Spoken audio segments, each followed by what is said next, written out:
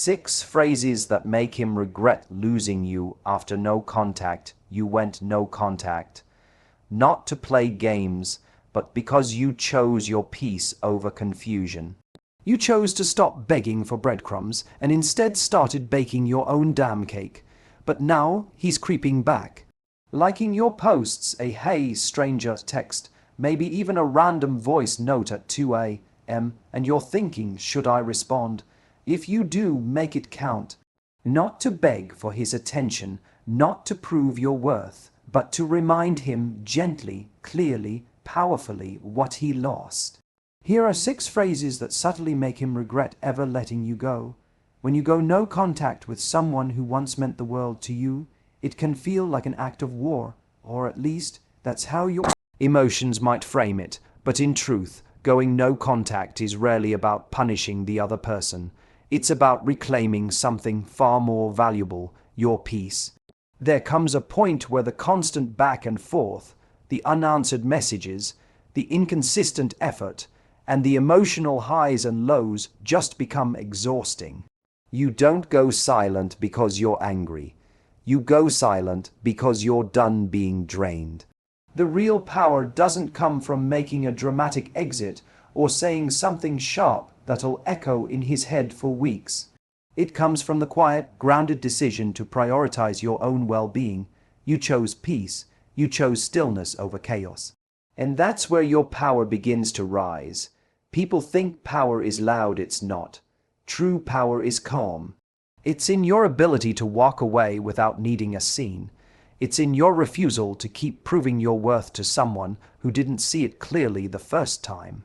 When he reaches out after you've gone no contact, what makes him pause, what makes him regret losing you, is not your anger or your silence. It's your peace. It's your calm energy that says, "I'm good now." That's unsettling to someone who expected you to fall apart without them. They remember the you who cried, who begged, who tried to fix things. And now they're confronted with a version of you who's emotionally centered, who doesn't need them anymore, and who has clearly done the work to move on. That's a jarring realization for someone who thought they had time or control. When you respond from a place of peace, not bitterness, you flip the script. You remind them that while they were busy being uncertain, you were outgrowing the pain.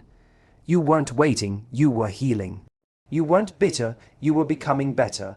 That evolution creates a stark contrast between who you were with them and who you are now. And that contrast is exactly what sparks regret, because they realize they no longer have access to the person who once loved them deeply, fully, and perhaps too forgivingly.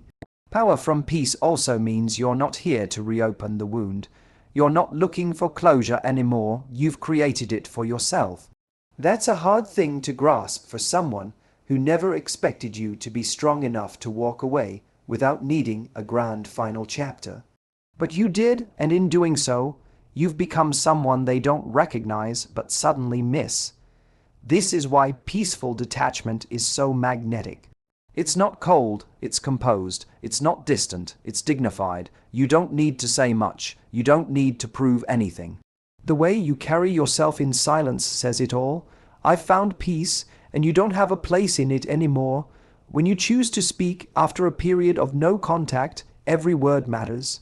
You're not just making conversation, you're making a statement. And one of the most powerful things you can express is that you've grown. You've evolved. You're no longer the same version of yourself who tolerated mixed signals, waited for clarity that never came, or accepted less than what you truly needed.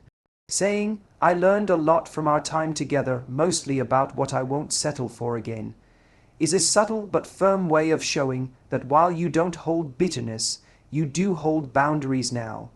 This phrase doesn't attack, it doesn't accuse. That's what makes it so impactful. It's delivered calmly, yet it cuts deep because it reflects a truth that's hard to ignore. It tells the other person, "You were part of my growth, but you were also part of what I outgrew." It says you're grateful for the experience, not because it was perfect, but because it taught you to expect more. From love, from communication, from yourself. It sets a clear line between who you were and who you are now, and most importantly, between what you used to tolerate and what you absolutely won't anymore. Often when someone reappears after no contact, they expect to pick up where they left off. They count on your old patterns. They expect the same vulnerability, the same access, the same emotional investment, but this phrase lets them know those days are over. It communicates without ego that you're not bitter, but you're also not blind anymore. You've learned to recognize inconsistency, lack of effort, emotional unavailability, and you've made the choice not to entertain any of it. There's also a deeper message hidden in this phrase. You no longer have the power to shape how I see myself. Because in the past, you might have allowed their behavior to influence your self-worth.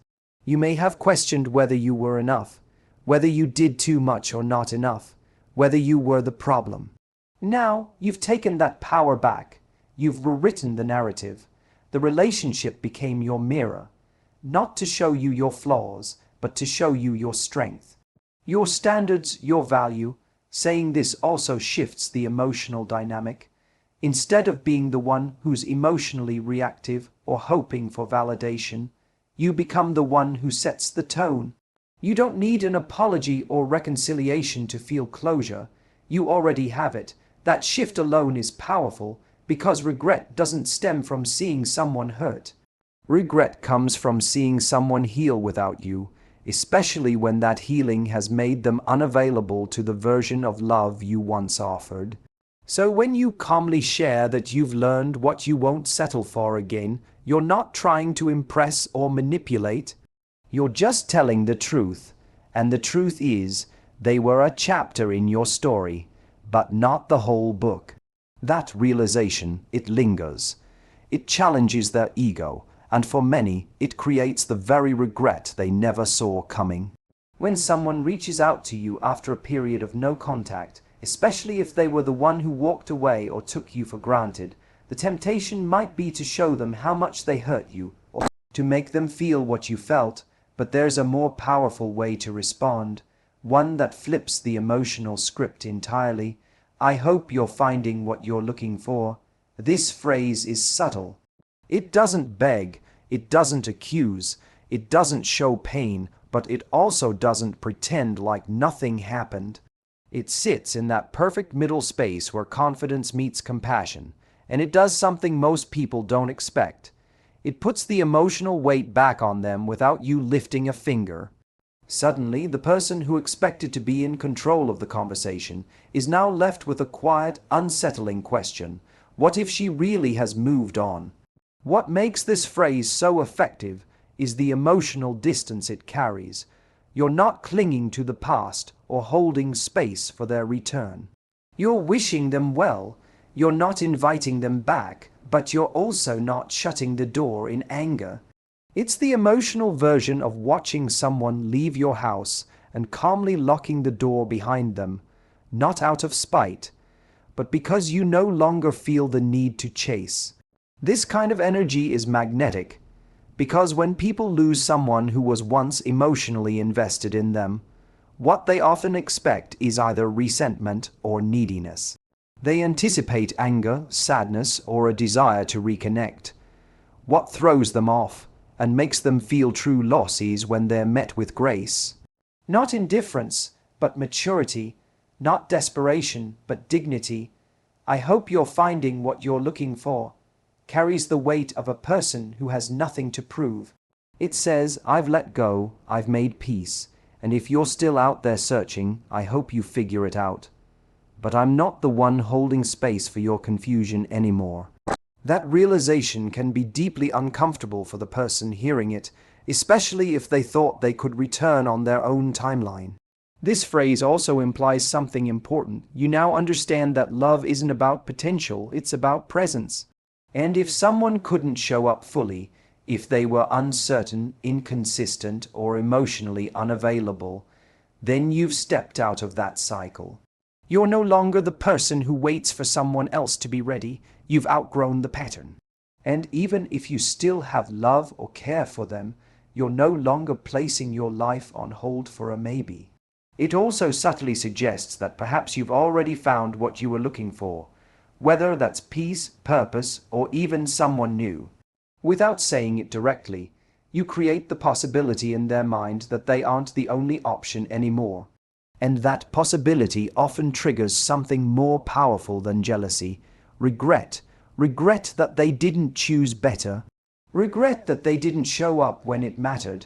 Regret that the window of opportunity has quietly closed, and now they're on the outside looking in. One of the hardest lessons in love is learning to tell the difference between connection and confusion. When you're deeply involved with someone, especially in an emotionally charged relationship, it's easy to mistake intensity for clarity. One moment things feel electric, the next they're ice cold. You find yourself constantly asking, where do we stand? What are we doing? Do they even care as much as I do? That emotional limbo isn't passion, it's emotional exhaustion. And over time, you come to realize something life-changing.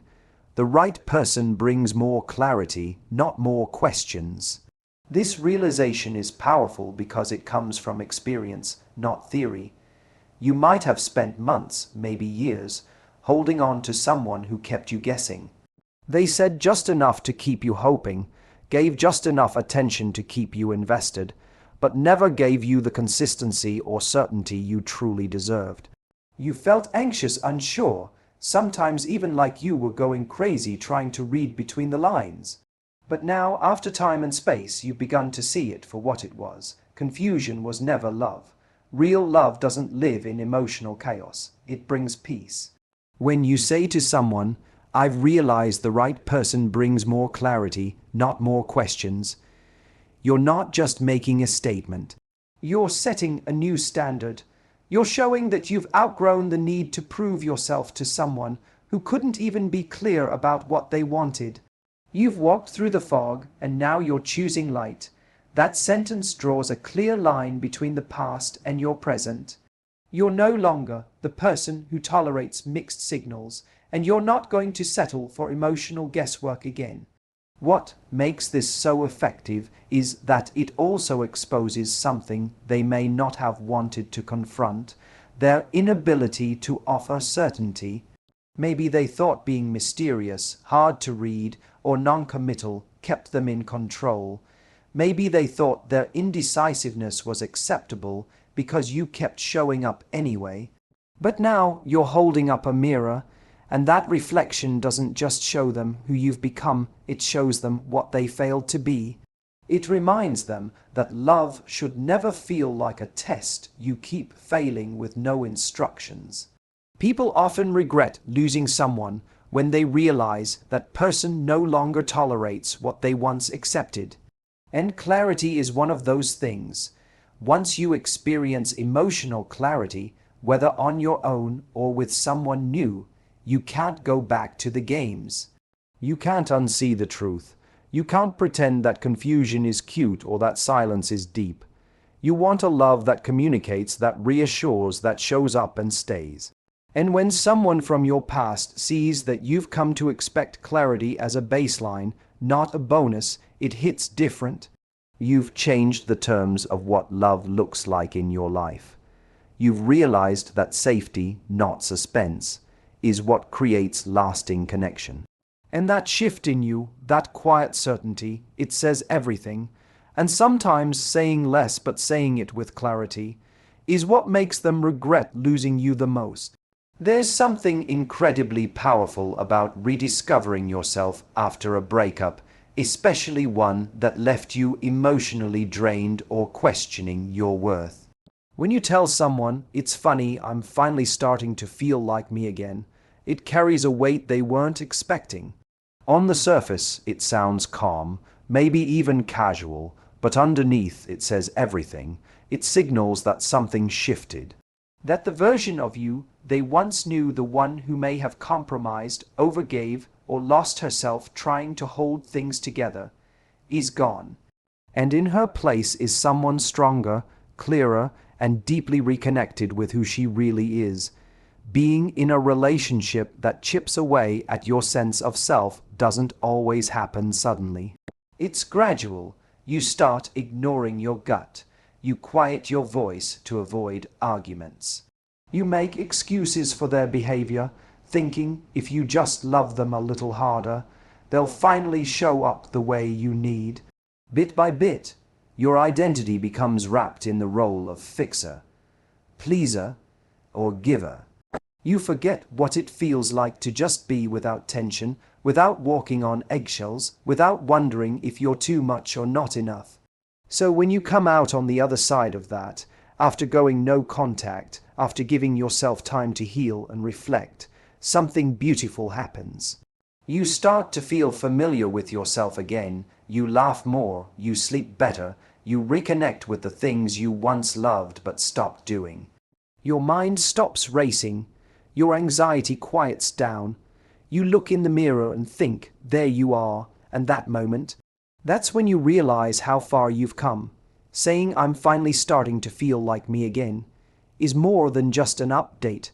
It's a revelation. It tells the other person that whatever emotional hold they once had on you has been released. It's not just that you've moved on from them. It's that you've moved back into yourself. That's the part that stings the most, because often people who are emotionally inconsistent expect to be unforgettable. They count on your continued emotional attachment, even if they couldn't show up properly when they had you. But hearing that you're doing better, not in a performative, look at me now kind of way, but in a grounded, peaceful way, forces them to confront the fact that they were part of the problem. They didn't just lose someone who loved them. They lost someone who dimmed her light to accommodate them. And now she's shining without their shadow in the way. This phrase also signals that you're no longer available in the way you once were. Emotionally, mentally, maybe even physically, you've moved to a new place. And that version of you, the one who's reclaiming her joy, her purpose, her identity, isn't someone they get access to anymore. They don't get to re-enter your life and meet the healed you while still bringing the same chaos. That realization, wrapped in such a simple sentence, creates the kind of regret that lingers.